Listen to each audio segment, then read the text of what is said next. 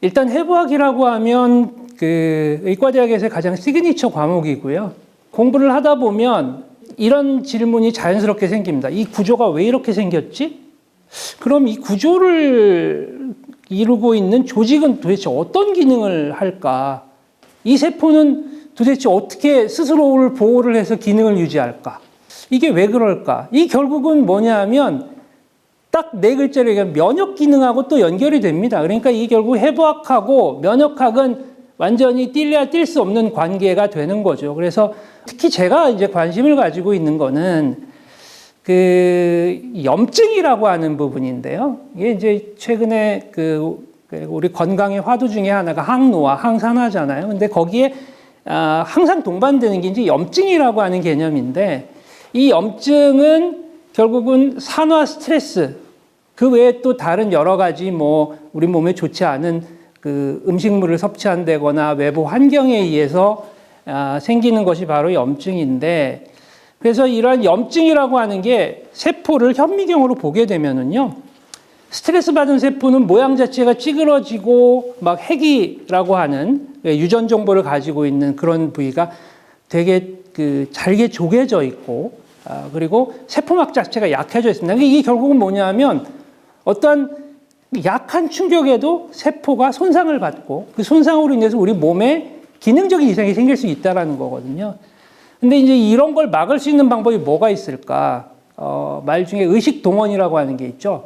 결국은 먹는 음식이 결국 우리 건강의 중심이다라는 얘기가 있는 것처럼 이러한 그 음식을 토대로 해서 그리고 음식 속에 있는 영양분을 토대로 해서 이것을 예방하고 치료할 수 있는 방법이 있지 않을까라고 생각하면서 이제 주목을 했던 게 바로 이제 비타민 C입니다. 그래서 여기 지금 제가 보여드리는 화면에서 보시는 것처럼 비타민 C는 항산화 물질의 대표적인 그 물질이거든요. 그래서 이 비타민 C는 활성산소로부터 우리 몸을 스스로 지키는 방패와 같은 역할을 하죠. 그리고 여기 보시면 NK 세포나 T 세포라고 나와 있는데 이게 결국 면역 세포의 중심이 되는 세포들이거든요. 바이러스에 감염이 되면 바이러스 감염 세포를 없애고 그다음에 암이 생겼을 경우에는 암 세포들을 없애는 데 중요한 작용을 하는데 거기에 이런 비타민 C 중심의 항산화 물질들이 굉장히 중요한 역할을 합니다. 여기에서 보시면 비타민 C라고 하는 거는 체내에 굉장히 많은 항산화 물질 중에서도 굉장히 중심적인 역할을 합니다. 다른 항산화 물질인 글루타치온과 비타민 E라고 하는 게 있는데요. 이 두 물질은 비타민 C보다 훨씬 강력한 항산화제예요. 근데 문제는 강력한 항산화제는 얘가 산화가 되면 강력한 활성산소로서의 역할을 합니다. 그렇기 때문에 이 물질들이 산화가 됐을 때 얘를 빨리 안전한 형태로 돌려줘야 돼요. 그걸 누가 하냐면 비타민 C가 그 역할을 합니다. 그러니까 비타민 C가 없으면 글루타치온과 비타민 E가 활성산소를 효과적으로 제거했다고 하더라도 제거하고 난 후에 오히려 이 녀석들이 산화된 형태로 내 몸을 공격할 수 있기 때문에 비타민 C는 이 두 물질에 비해서는 약하지만 효과적인 항산화 물질이라고 얘기를 할 수가 있어요. 그래서 비타민 C가 하는 역할에 대해서는 기존의 다른 항산화제들보다는 약하지만 그래도 효과적이다라고 하는 게 여기에서의 핵심이거든요. 근데 여기서 이제 제가 연구를 거듭할수록 고민이 생겼어요. 왜냐하면 이 비타민 C는요, 이게 생체 내에서 우리 몸속에서 안정적으로 작용하지 않아요. 빠르게 얘가 산화 환원을 반복을 하거든요.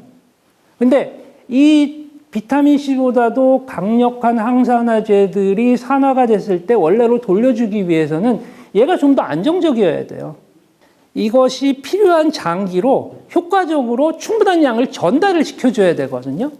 그래서 이러한 그 안정성과 전달과 관련된 부분들을 극복하기 위한 그러한 장점들, 이것들을 가지고 있는 물질로 이제 최근에 제가 관심을 가지고 있는 게 바로 이제 앞타민 C라고 하는 겁니다.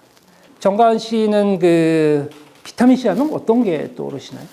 비타민 C 하면 조금 노화를 늦춰준다?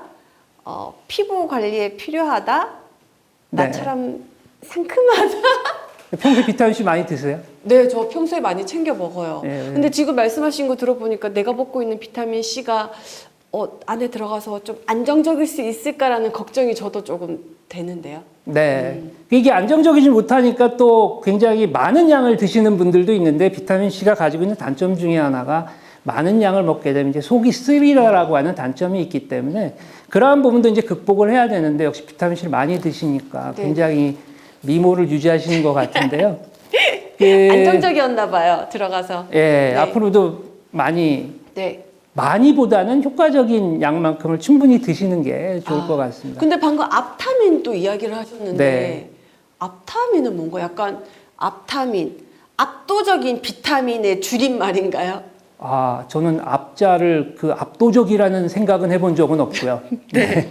그 압이 뭐냐 하면은요, 압타머라고 하는 거의 약자입니다. 우리가 이제 코로나19가 유행했을 당시에 가장 많이 들어봤던 게 이제 항체라고 하는 개념을 많이 들어봤잖아요. 근데 이 항체라고 하는 건 뭐냐면 단백질이거든요. 그리고 이게 고분자, 다시 말해서 사이즈가 커요.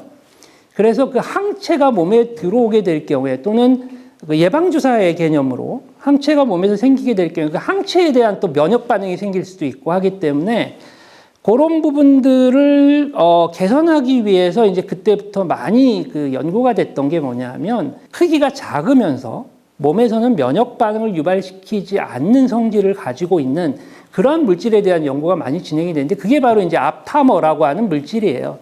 그래서 앞타머는 결국은 뭐냐면 단백질이 아닌 DNA 조각입니다.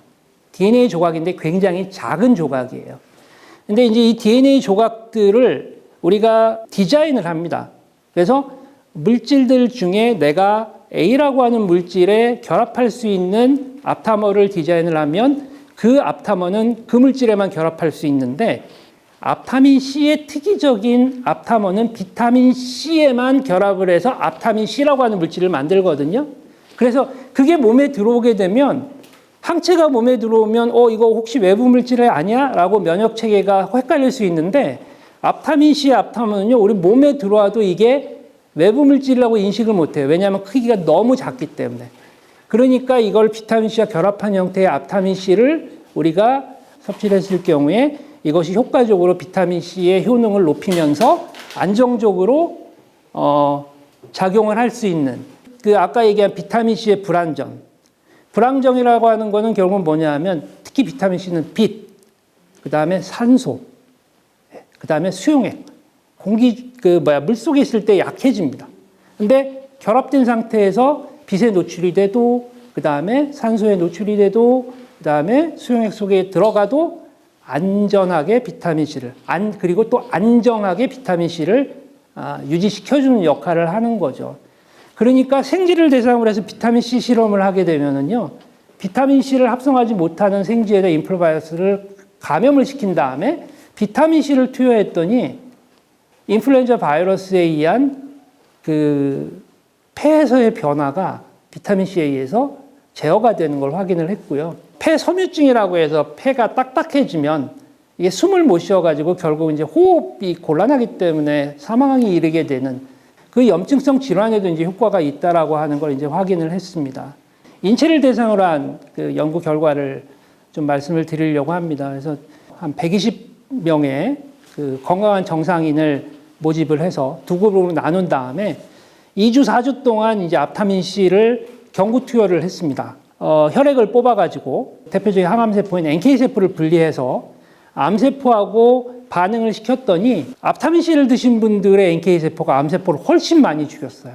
그러니까 면역 기능이 떨어지는 분들한테 이제 효과가 좋았다라고 하는 거죠. 그런 측면에서 이제 항암 또는 항바이러스에 효능이 있는 물질이다라고 얘기를 할 수가 있겠습니다. 그래서 이런 그 여러 가지 얘기들을 해서 마지막으로 제가 이제 좀 마무리를 좀 드려야 될 것 같은데요.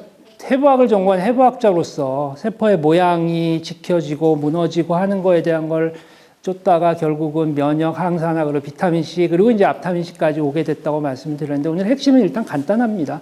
비타민 C는 활성산소로부터 세포를 지키는 역할을 하고 그런데 앞타민 C는 그런 비타민 C의 기능, 효능을 좀 더 극대화시킨 물질이다라고 하는 거고요. 이거에 대한 거를 이제 좀 더 구체적으로 그 질환을 중심으로 한 연구들이 진행이 된다면 좀 더 앞타민 C를 활용할 수 있는, 그리고 앞에서 설명드렸던 비타민 E나 비타민 C가 글루타치온 같은 그러한 강력한 항산화제들의 보조제로서 충분히 활용할 수 있는 물질이 아닐까라고 생각을 합니다.